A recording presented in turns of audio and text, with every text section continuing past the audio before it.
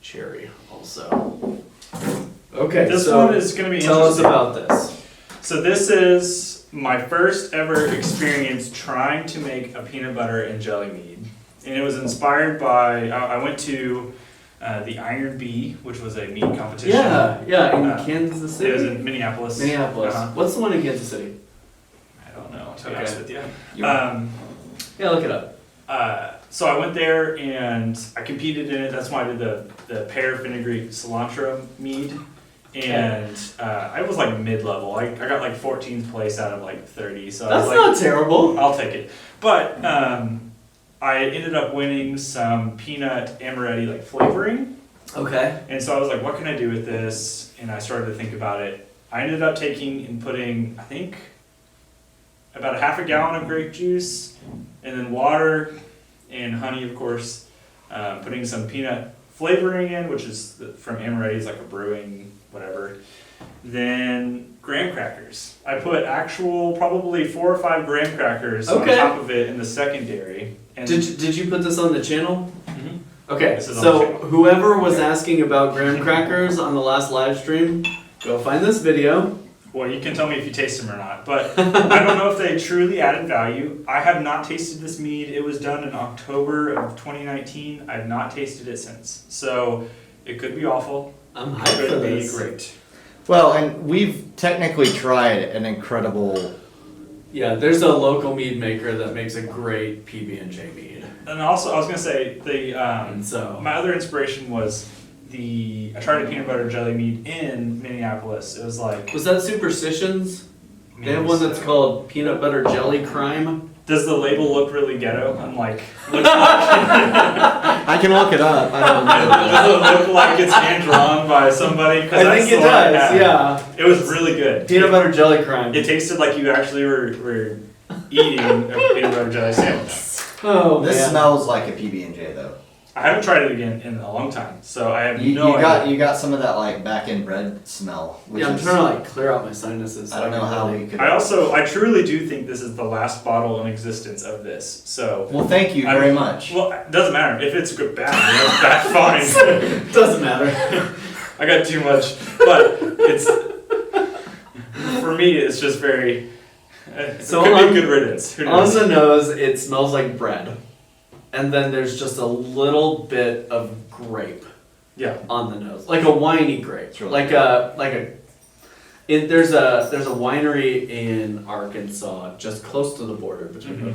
and they make a Concord grape wine, Okay. Yeah. which is weird to think about because it's not what you would expect a winery to be making. But it's like a grape jelly wine. Yeah. And it's got a little bit of that Concord. Mm-hmm. What's the grape flavor in here? It's literally just grape juice. I back sweetened with some grape juice to try and bolster that flavor. Because after the primary, that grape juice was gone. I mean, there was no grape to it. It was just kind of sour, to be honest. Oh, she's hungry. Oh yeah. I can. Sam the Wonder Dog is an hour past dinner time. She's disgruntled out Let's the door. get some Sam the Wonder Dogs in the chat. This is interesting. The sour note is on the front. Mm-hmm. Was Which that is- always present? Yeah, I didn't stabilize this or anything. So when I added more grape juice, I'm sure it just re-fermented and just took away the grape There's a bolstering that I wanted. A little bit of sweetness in there though. I think that's part of the honey. I can't remember. Did I say what honey? Mesquite honey. Oh, yeah, that makes sense. This definitely has PB&J flavors to it. Yeah, like on the back end, like if you set it down, Yeah. it's when it's you breathe out. PB&J. When you Yeah. breathe out, it's got that like. It's like a nostalgic flavor. Actually, it's like you just finished your PB&J and you're about to head out to recess. No, you know what it tastes like? When the one that we tasted more like PB&J on wheat bread. Mm-hmm. This tastes more like PB&J on like on the Iron Kids bread. Iron Kids bread. But I mean, to be fair, like, what are you gonna get at lunch in Yeah. the cafeteria? That's Yeah. what we were served in the 90s. This is so, interesting. Like, I think it's good.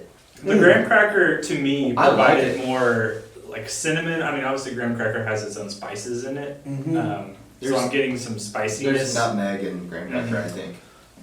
I think I would want it to be less acidic, Mhm. but maybe that's just it being more sweet Yeah. and not actually doing anything to the pH of it. But I don't dislike this. It tastes like a PB&J. It's one of those things that I would not drink the whole bottle of in one setting for sure. I'll take a small Fair. glass and go, hey, this is interesting. This is pretty good. But I'm not going to go request it at a bar. It's probably because I'm a food guy. I would drink that bottle. Yeah. But I mean, it would take You me wanna try several something else? hours. Yeah.